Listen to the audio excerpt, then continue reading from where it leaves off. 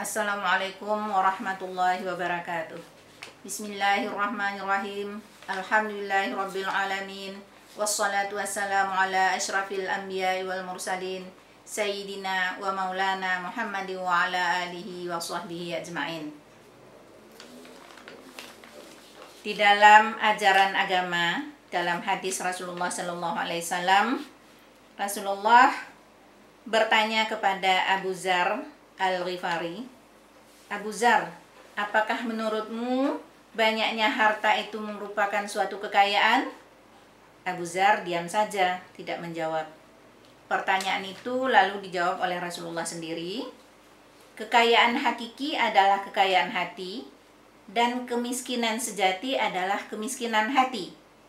Siapa yang memiliki kekayaan hati, maka kondisi apapun yang dialaminya tidak akan mendatangkan kemudaratan baginya.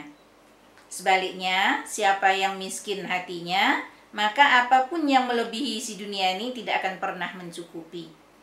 Jadi dari sini kita dapat mengambil suatu pelajaran bahwa kita ini harus berusaha menjadi orang yang kaya hati, bukan orang yang miskin hati.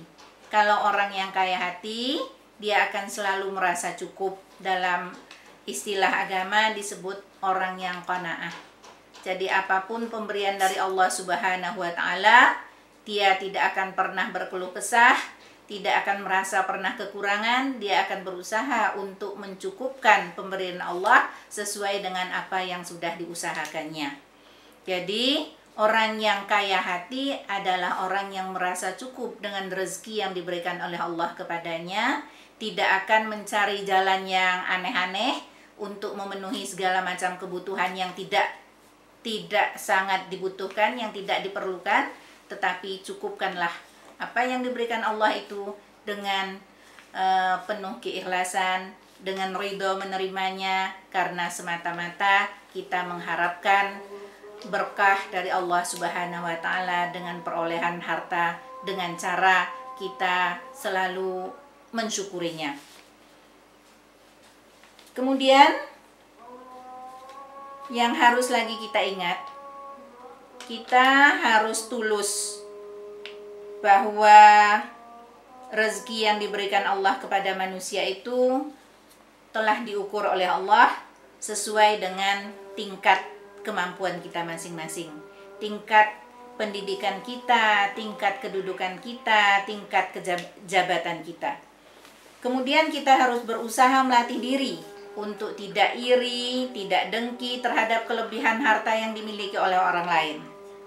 Sebab iri dan dengki hanya akan menambah penderitaan jiwa kita, akan menambah kemiskinan hati kita.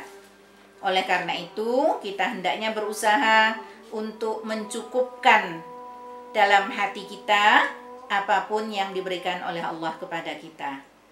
Kemudian kita harus tahu apapun yang diamanahkan oleh Allah kepada kita, berupa harta, berupa jabatan, berupa ilmu dan lain sebagainya, adalah merupakan amanah yang harus kita pertanggungjawabkan kelak, mulai di dunia sampai ke akhirat.